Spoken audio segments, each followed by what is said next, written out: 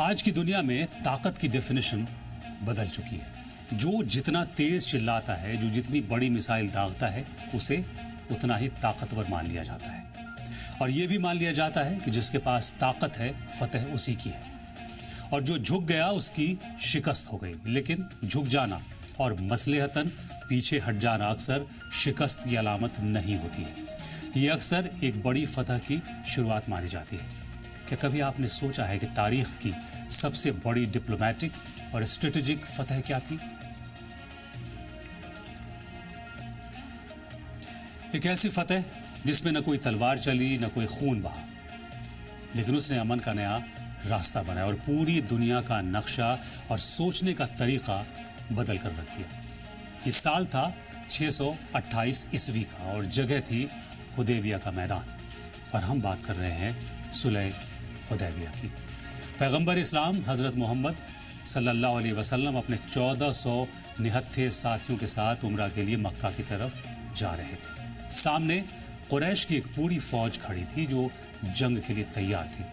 حضرت محمد صلی اللہ علیہ وسلم کے ساتھی بھی تیار تھے، حوصلے بلند تھے، لیکن آپ نے کہا ایک ایسا فیصلہ لیا اس کے بعد جس نے ایک نئی تاریخ رقم کر دی، تاریخ لکھ دی۔ صلح حدیبیہ کا معاہدہ یعنی سمجھوتا ہوا، اور یہ معاہدہ حضرت محمد صلی اللہ علیہ وسلم کے ساتھیوں کو اس وقت شکست لگی۔ ان کا ماننا تھا کہ یہ ہار تسلیم کرنا ہے، اور اس کی وجہ تھی صلح حدیبیہ کی شرطیں۔ سب سے پہلے سمجھتے ہیں کہ وہ شرطیں آخر کیا تھی۔ صلح حدیبیہ کی پہلی شرط تھی کہ مسلمان اس سال عمرہ کیے بغیر مدینہ واپس لوٹیں گے۔ دوسری شرط تھی اگلے 10 سال تک کوئی بھی جنگ نہیں ہوگی، اور تیسری شرط تھی صلح حدیبیہ کی کہ اگر مکہ کا کوئی شخص بھاگ کر مدینہ جائے گا تو اسے واپس لوٹانا ہوگا، لیکن مدینہ کا کوئی شخص اگر مکہ جائے تو قریش اسے واپس نہیں کریں گے۔ بظاہر کاغذ پر یہ شرطیں پوری طرح سے ایک طرفہ قریش کے حق میں اور ناقابل قبول لگ رہی تھیں۔ صحابیوں کے دل ٹوٹ چکے، ان کے ذہن میں سوال تھا کہ جب ہم حق پر ہیں تو ہم دب کر سمجھوتا کیوں کر رہے ہیں؟ نتیجہ یہ ہوا کہ بنا عمرہ کے سب لوگ واپس مدینہ لوٹ گئے۔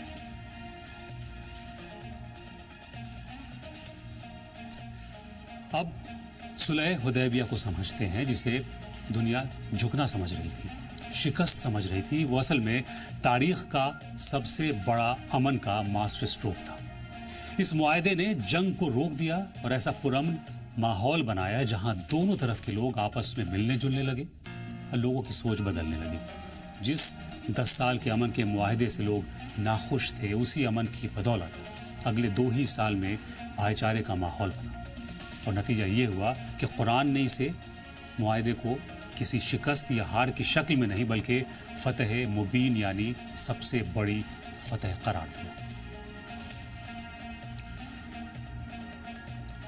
تو سوال یہ ہے کہ آج کے ماحول میں ہم صلح حدیبیہ سے کیا سیکھ سکتے ہیں؟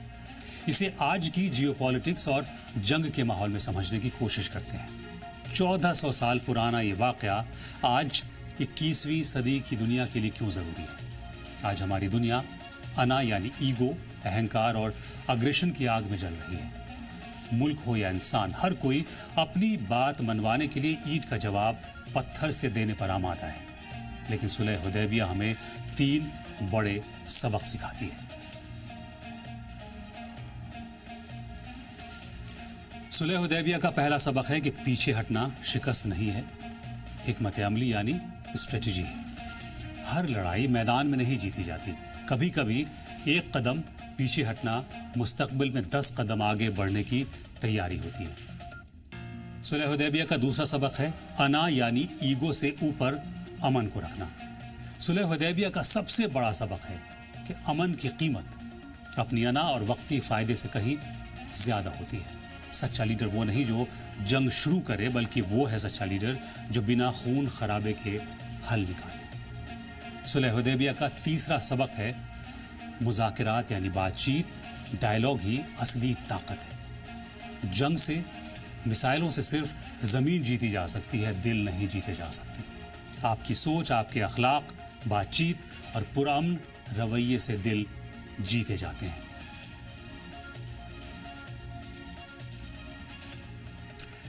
اگر آج کی دنیا چاہے وہ بڑے ممالک ہوں، سیاستدان ہوں یا ہم اور آپ جیسے عام انسان، صلح حدیبیہ کے اس فلسفی کو سمجھ لیں تو آدھی سے زیادہ جنگیں، مسئلے اور نفرتیں آج ہی ختم ہو جائیں۔ یاد رکھیے، انا کی فتح اصل میں شکست ہوتی ہے، اور امن کے لیے کیا گیا سمجھوتا ہی تاریخ کی سب سے بڑی فتح بنتا ہے۔ اسی لیے صلح حدیبیہ سے آج سبق لینے کی پوری دنیا کو ضرورت ہے، ہمیں اور آپ کو بھی۔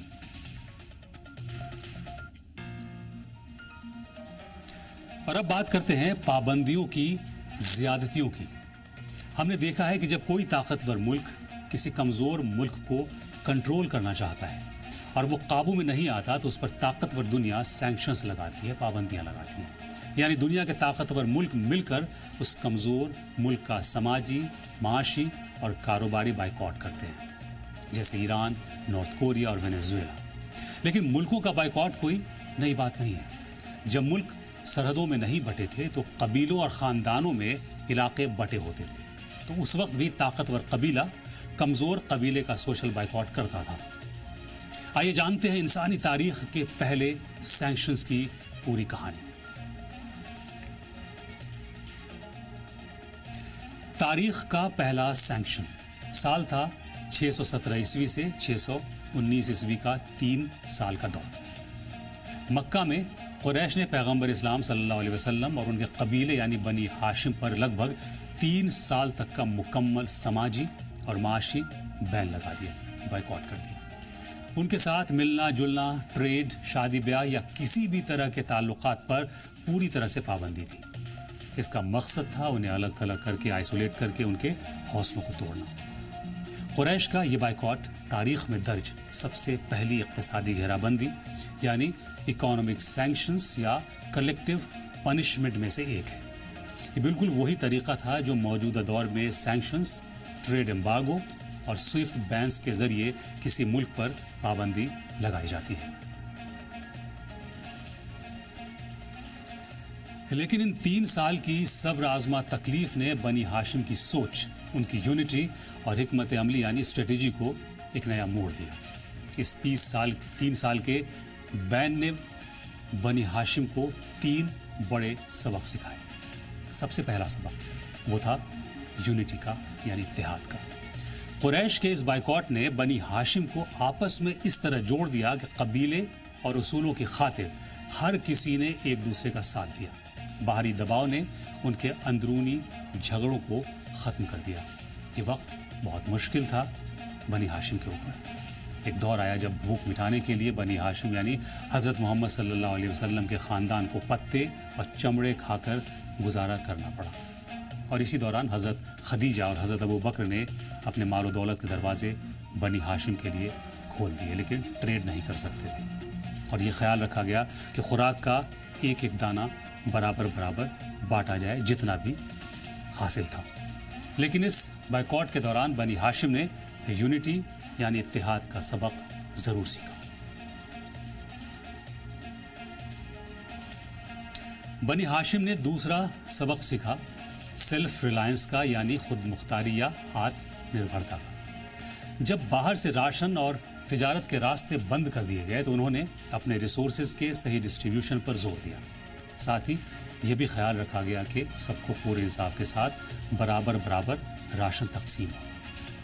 تیسرا سبق جو سیکھا وہ تھا ظلم اور ایک طرفہ بین یعنی یونی لیٹرل سینکشن سے خلاف ملٹی پولر الائنسز اور ہیومن رائٹس ڈپلومیسی کا نیٹ ورک تیار کرنا۔ یہ اس دور کے لیے بہت نئی بات تھی۔ بائیکاٹ قریش نے لگایا تھا، لیکن حضرت محمد صلی اللہ علیہ وسلم نے مکہ کے ان انصاف پسند غیر مسلموں سے بھی رابطہ قائم رکھا، کنیکشن رکھا جو اس ظلم کے خلاف تھے، جیسے متیم بن عدی اور ہشام ابن عمر۔ انہی لوگوں نے آخر میں لگے بائیکاٹ کے معاہدے کو پھاڑ کر یہ گھیرا بندی ختم کروائی۔ چوتھا سبق یہ تھا کہ قریش نے اپنا مورال ہائی رکھا، اپنا حوصلہ ٹوٹنے نہیں دیا۔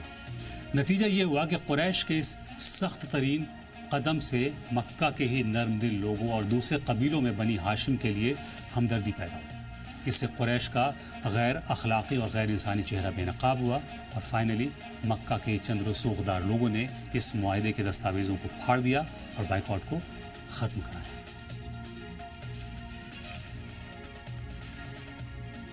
بنی ہاشم کے اس عمل نے صبر اور لانگ ٹرم اسٹریٹجی کا فلسفہ سکھایا۔ فوری فائدے کے بجائے لانگ ٹرم مقصد پر توجہ دی گئی، تکلیف برداشت کی گئی، لیکن اپنے اصولوں اور مقصد سے کوئی سمجھوتا نہیں کیا۔ اب سوال یہ ہے کہ 1400 سال کے بعد آج کی ماڈرن دنیا اس سے کیا سبق سیکھ سکتی ہے؟ جب کوئی ملک یا تنظیم الگ تھلگ پڑتی ہے تو وہ دوسروں پر ڈپینڈنٹ رہنے کے بجائے اپنی صلاحیتوں اور اپنی لوکل انڈسٹری کو بڑھاوا دے سکتی ہے۔ اگر آپ ثابت قدم رہتے ہیں تو سافٹ پاور بنتے ہیں اور ہمدردی کے حقدار بھی ہوتے ہیں۔ حد سے زیادہ سخت پابندیاں اکثر پابندی لگانے والے کی امیج کو نقصان پہنچاتی ہیں اور جو وکٹم ہے اس کی طرف دنیا کی ہمدردی پیدا کرتی ہے۔ اس طرح کی پابندیوں کی سے ایک جو قوم ہے وہ مضبوط بنتی ہے۔ مشکل وقت کسی بھی سماج کی بنیاد کو پرکھتا ہے۔ جو سماج صبر اور اپنی پہچان پر قائم رہتا ہے وہ بحران یعنی سنکٹ کے بعد اور زیادہ طاقتور ہو کر ابھرتا ہے۔ اب قریش کے اس بائیکاٹ اور بنی ہاشم کے صبر کو آج کے دور میں ایران کے حوالے سے سمجھنے کی کوشش کرتے ہیں۔ ایران نے 47 سال کی پابندیوں میں یہی پالیسیز اپنائی۔ 1979 کے انقلاب کے بعد سے ایران لگ بھگ 4-5 دہائیوں سے امریکہ اور ویسٹرن کنٹریز کے سینکشنز کا سامنا کر رہا ہے۔ بنی ہاشم کے حکمت عملی کو ایران نے ہو بہو اتارنے کی کوشش کی اس دوران۔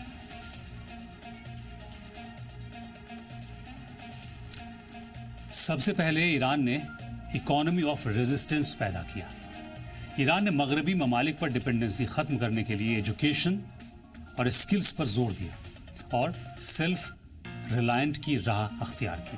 بھاری پابندیوں سینکشنز کے باوجود ایران نے defence technology, ballistic missile, drone technology, nuclear science اور میڈیکل فیلڈ میں نمایاں ترقی کی اور کامیابی حاصل کی۔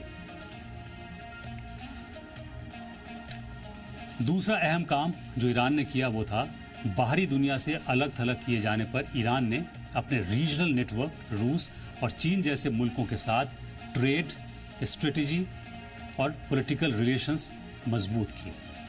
اور سب سے بڑا کام جو ایران اور وہاں کی عوام نے کیا وہ تھا صبر اور برداشت۔ لمبی پابندیوں نے ایران کے سماج میں ایک طرح کا نیشنل ریزیلینس پیدا کی، جہاں باہری دباؤ کے خلاف ایک جٹ ہو کر مظاہرہ کیا۔ اندرونی طور پر جتنے بھی مسئلے ہوں، اختلافات ہوں، لیکن باہری طاقتوں کو ایران نے اپنے ملک پر حاوی نہیں ہونے دیا۔ حالانکہ 47 سال کی پابندیوں کی وجہ سے ایران کی عوام کو مہنگائی اور بھاری فائنینشیل دشواریوں کا سامنا بھی کرنا پڑا ہے، لیکن جہاں تک اپنے وجود کو بچانے اور باہری دباؤ کے آگے نہ جھکنے کی بات ہے، ایران نے بنی ہاشم کے اسی تاریخی صبر اور سیلف ریلائنٹ کا جدید دور میں ایک بڑا مظاہرہ پیش کیا ہے۔ تب بھی بائیکاٹ اس لیے ٹوٹا تھا کیونکہ یونٹی نہیں ٹوٹی تھی، اور آج بھی ایران میں وہی ہو رہا ہے۔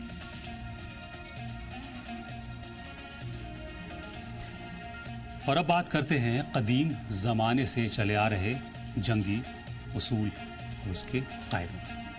مہابھارت کے جنگ کے اصول، اسلامی جنگوں کے اصول، جنیوا کنونشن کے قانون اور 21ویں صدی کے اندھی جنگوں کے جبر و ظلم کی کہانی۔ جنگ آخر کن اصولوں کے تحت لڑی جانی چاہیے؟ دنیا میں اس کے لیے جنیوا کنونشن اور انٹرنیشنل ہیومینیٹیرین لاء کے اصول ہیں، جبکہ اسلامی جنگ کے اپنے اصول قرآن، پیغمبر اسلام کی حدیث اور اسلامی فقہ میں ملتے ہیں۔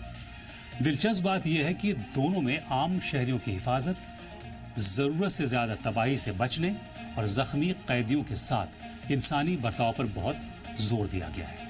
اب ایک ایک کر کے دیکھتے ہیں کہ یہ اصول کیا کہتے ہیں اور غزہ اور ایران کی جنگ میں امریکہ اور اسرائیل کی کارروائی کو لے کر کس طرح کے گمبھیر سوال اٹھ رہے ہیں۔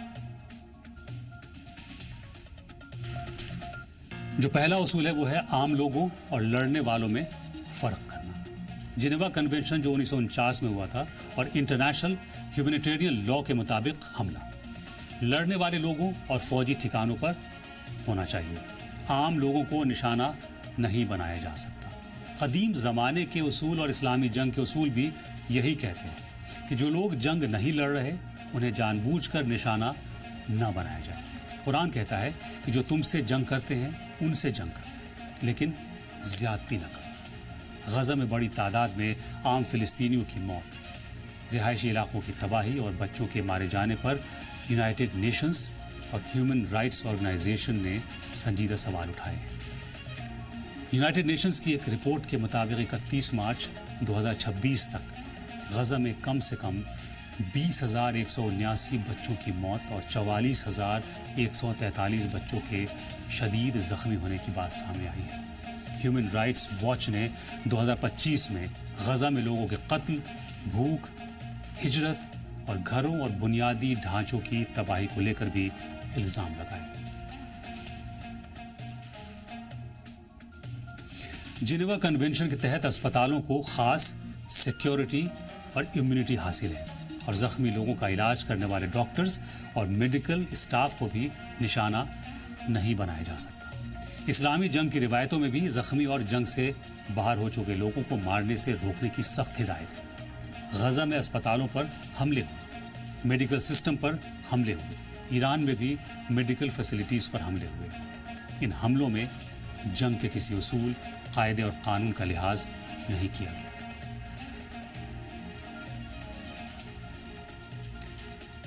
भूखा रखकर जंग नहीं लड़ी जा सकती, ये भी जंग के उसूलों में शामिल है। मॉडर्न इंटरनेशनल ह्यूमैनिटेरियन लॉ में आम आबादी को भूखा रखना और उनके जिंदा रहने के लिए ज़रूरी चीज़ों से जानबूझकर महरूम करना सख्त पाबंदियों के दायरे में आता है। इस्लामी उसूल भी आम लोगों पर ज़्यादती और बेगुनाहों को तकलीफ़ देने की इजाज़त नहीं देते, लेकिन गज़ा में खाने, पानी, दवाओं और दूसरी ज़रूरी चीज़ों की पहुंच पर पूरी तरह पाबंदी लगाई गई। ह्यूमैनिटेरियन एड ले जा रहे काफ़िलों पर भी हमला किया गया। ईरान की सप्लाई चेन इंसान जैसा बर्ताव किया जाए, ये भी एक बड़ा जंगी उसूल दुनिया की तहजीबों का रहा है। जिनेवा कन्वेंशन के तहत जंगी कैदियों यानी वॉर प्रिजनर्स का कत्ल, टॉर्चर, जिल्लत, गैर इंसानी सलूक उनके साथ नहीं किया जा सकता। इस्लामी जंगी उसूलों में भी कैदियों के साथ अच्छा बर्ताव करने और उनके साथ इंसानियत से पेश आने की सख्त हिदायत दी गई है। इसलिए किसी कैदी को सिर्फ इसलिए मार देना, टॉर्चर करना या जलील करना कि वो दुश्मन का फौजी है, इन उसूलों की रूह के खिलाफ है। लेकिन इजराइल ने फ़िलिस्तीनी फौजी कैदी तो छोड़िए, आम शहरी कैदियों के साथ जैसा सलूक किया है, हम उनकी तस्वीरें भी इस स्क्रीन पर नहीं दिखा सकते।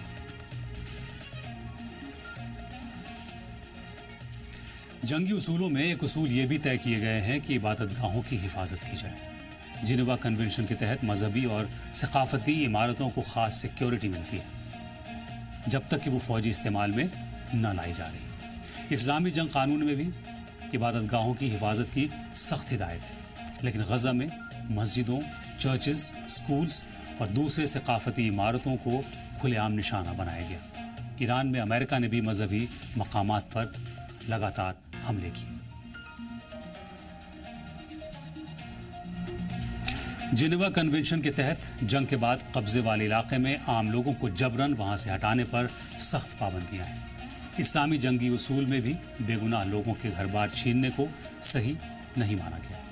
गज़ा में बार बार बड़े पैमाने पर लोगों को अपना इलाका छोड़ने के हुक्म दिए जाते हैं, उन्हें ज़बरदस्ती बाहर निकाला जाता है। गज़ा की 80% आबादी को अपना घर छोड़ने पर इजरायली सेटलर्स ने मजबूर किया।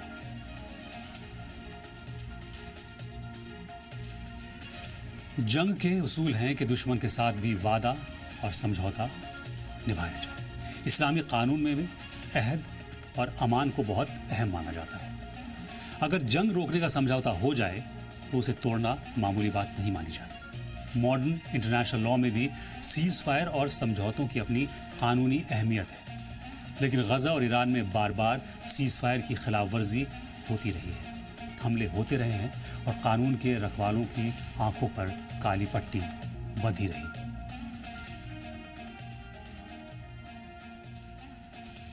دنیا کے تمام قدیم اور جدید جنگی اصولوں میں ایک اصول یہ ہے کہ جنگ صرف عام لوگوں کو ڈرانے کے لیے نہیں لڑی جا سکتی۔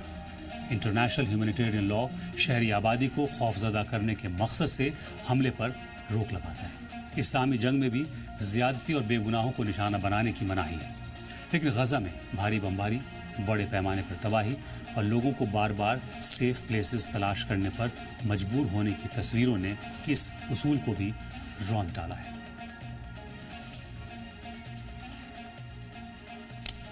آج کی 21ویں صدی کی دنیا ایگو، نفرت اور بارود کے ڈھیر پر بیٹھی ہے، جہاں ہر مسئلے کا حل صرف مسائلوں اور پابندیوں میں تلاش کیا جا رہا ہے۔ لیکن تاریخ گواہ ہے کہ جنگوں سے زمینیں تو جیتی جا سکتی ہیں، مگر انسانیت اور لوگوں کے دل کبھی نہیں جیتے جا سکتے۔ صلح حدیبیہ کی حکمت سے لے کر بنی ہاشم کا 3 سال کا صبر آزما دور اور جنگی اصولوں کی پاسداری، یہ تمام واقعات آج کے سیاستدانوں اور بڑے ملکوں کے لیے ایک آئینہ ہے۔